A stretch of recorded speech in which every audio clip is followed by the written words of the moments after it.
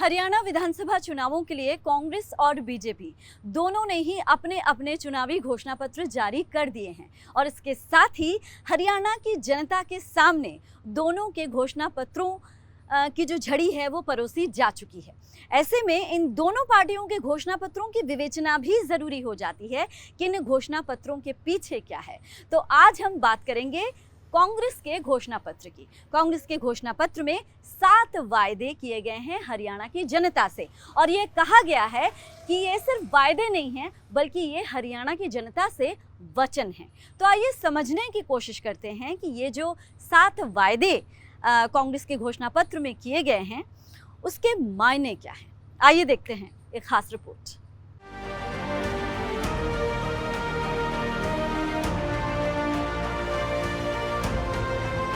कांग्रेस और बीजेपी दोनों ने चुनावों के लिए अपने अपने घोषणा पत्र जारी कर दिए हैं।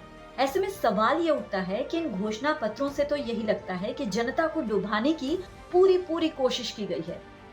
चलिए कांग्रेस के घोषणा पत्र को थोड़ा समझने की कोशिश करते हैं।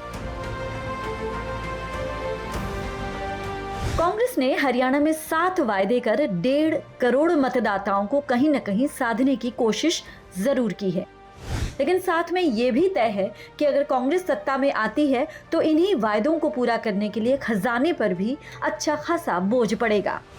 एक अनुमान के मुताबिक तकरीबन 30,000 करोड़ रुपए सालाना का ये बोझ होगा, जो कि मनोहर लाल सरकार के दौरान पेश किए गए बजट का 15% पैसा होगा। यानी कि बजट का लगभग 15% पैसा इन्हीं वायदों पर खर्च होगा। हरियाणा कांग्रेस ने महिलाओं पर फोकस किया है। पहले वादे के तहत हरियाणा में 18 से 60 साल तक की महिलाओं को हर महीने 2,000 रुपए दिए जाएंगे। इस ऐलान से कांग्रेस ने प्रदेश की करीब 60 लाख महिला वोटरों को साधने की कोशिश की है, लेकिन इसके साथ ही इस बात पर भी गौर किया जाए कि इस वजह से करीब 1440 करोड़ रुपए का सालाना खर्च आएगा। इसी गारंटी के दूसरे पॉइंट में कांग्रेस ने 500 रुपए में महिलाओं को सिलेंडर देने का वादा किया है। अभी हरियाणा में करीब 46 लाख परिवार ऐसे हैं जिन्हें सरकार 500 रुपए में घरेलू गैस सिलेंडर दे रही है। इस पर करीब 230 करोड़ रुपए का हर महीने खर्च आ रहा है। इसका सालाना खर्च 2,700 करोड़ रुपए है। यानी पहली गारंटी को पूरा करने पर 4,140 करोड़ रुपए का बोझ पड़ेगा। कांग्रेस के हरियाणा से 7 वायदे, पक्के इरादे। महिलाओं को शक्ति, महिलाओं को सशक्त बनाने के लिए कांग्रेस सभी महिलाओं को 2,000 रुपए प्रतिमाह देगी। जो भी 18 वर्ष से 60 वर्ष तक, 60 के बाद में वृद्धावस्था पेंशन शुरू हो जाती है। 2,000 रुपए प्रतिमाह महिलाओं को सशक्त, महिलाओं के सशक्तिकरण के लिए देगी। महिलाओं के कष्टों को कम करने और महंगाई के बोझ से राहत देने के लिए हम सभी महिलाओं को 500 रुपए में गैस सिलेंडर देंगे। अब बात करते हैं दूसरी सबसे बड़ी गारंटी यानी कि ओल्ड पेंशन स्कीम ओपीएस की। कांग्रेस ने 2.5 लाख कर्मचारियों को भी इससे साधने की कोशिश की है। दरअसल ये किसी से छुपा नहीं है कि हिमाचल प्रदेश में साल 2022 में जो विधानसभा चुनाव हुए उसमें बीजेपी को कहीं न कहीं ओपीएस की वजह से ही हार का सामना करना पड़ा था।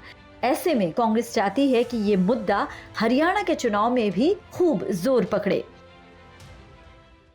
सरकारी कर्मचारियों के सेवानिवृत्त होने के बाद की जिंदगी को आसान बनाने के लिए पुरानी पेंशन योजना को बहाल किया जाएगा।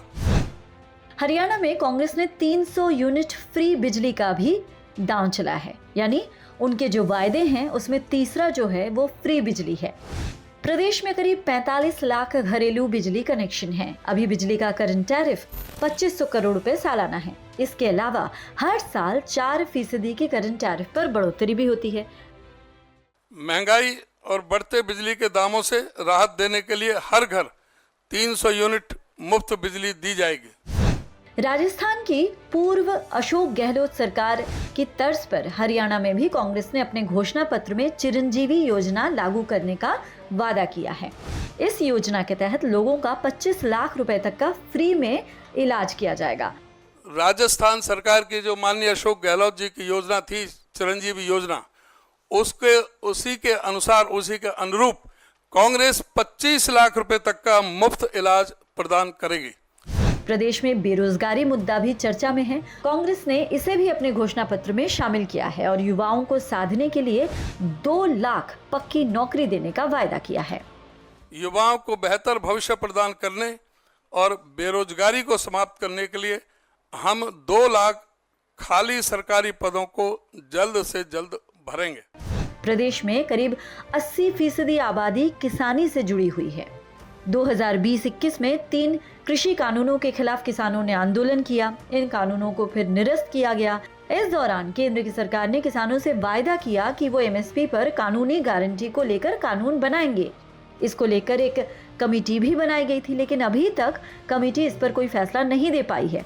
ऐसे में कहीं न कहीं किसानों में असंतोष भी जरूर देखा जा रहा है और इसी असंतोष को कांग्रेस ने भुनाने की कोशिश की है और अपने 7 वायदे जो हैं उसमें एमएसपी को कानूनी गारंटी के दायरे में लाकर बड़ा दांव खेला है। कांग्रेस किसानों के लिए एमएसपी की कानूनी गारंटी सुनिश्चित करेगी। देश के अन्नदाताओं को तत्काल फसल मुआवजा प्रदान किया जाएगा ताकि वे सम्मानजनक जीवन जी सकें। कांग्रेस ने अपनी 7वीं गारंटी में जातिगत सर्वे का वादा किया है। हालांकि राहुल गांधी इस बारे में लगातार तमाम प्रेस कॉन्फ्रेंस या तमाम मीडिया से जो बातचीत होती है उसमें वो जातिगत सर्वे को समर्थन देते हुए दिखते हैं और यही जो समर्थन है वो 7 गारंटी में भी शामिल किया गया है। लोकसभा चुनाव में भी हालांकि कांग्रेस ने इसे शामिल किया था। कांग्रेस शिक्षा और नौकरियों में आर्थिक रूप से जो कमजोर वर्ग है यानी EWS कैटेगरी, उनको मिलने वाले 10% आरक्षण को बिना किसी भेदभाव के सभी जाति और समुदाय के लोगों के लिए लागू कराने का वादा कर रही है। इसकी सबसे बड़ी वजह जो दिखाई देती है वो ये है कि हरियाणा में करीब 21% वोटर जो हैं वो दलित समुदाय से ताल्लुक रखते हैं। इसी गारंटी में कांग्रेस ने क्रीमी लेयर की लिमिट 10 लाख रुपए करने की बात भी शामिल की है। आरक्षण का लाभ वंचित वर्ग के लोगों को मिले, इसके लिए क्रीमी लेयर का प्रावधान कांग्रेस ने किया है। हरियाणा में इसकी आबादी करीब 16% है। कांग्रेस की सरकार में 8 लाख थी क्रीमी लेयर, वो इन्होंने 6 लाख कर दी, जिससे बहुत से वंचित रह गए एडमिशन में भी और सर्विसेज में भी। HKRN के माध्यम से पिछड़ी जातियों को दबाने और उनको अधिकारों से वंचित रखने के लिए आरक्षण को खत्म किया गया। HKRN में कोई आरक्षण नहीं है, कोई भी मेरिट नहीं है। ये कहते हैं 1.25 लाख से ज़्यादा लगा दिए, लेकिन उसमें पूरी तरह से एक संविधान के विरोध में और इस तरह की बातें हुई हैं। संसाधनों का बेहतर वितरण सुनिश्चित करने और पिछड़ी जातियों को उनका उचित हिस्सा मिले, यह सुनिश्चित करने के लिए जाति सर्वे कराया जाएगा। क्रीमी लेयर की सीमा को 6 लाख से बढ़ाकर 10 लाख रुपए किया जाएगा।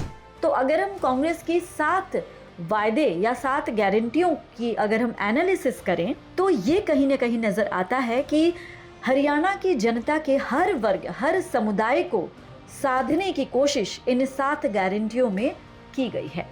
Bureau input, PTC news, Haryana.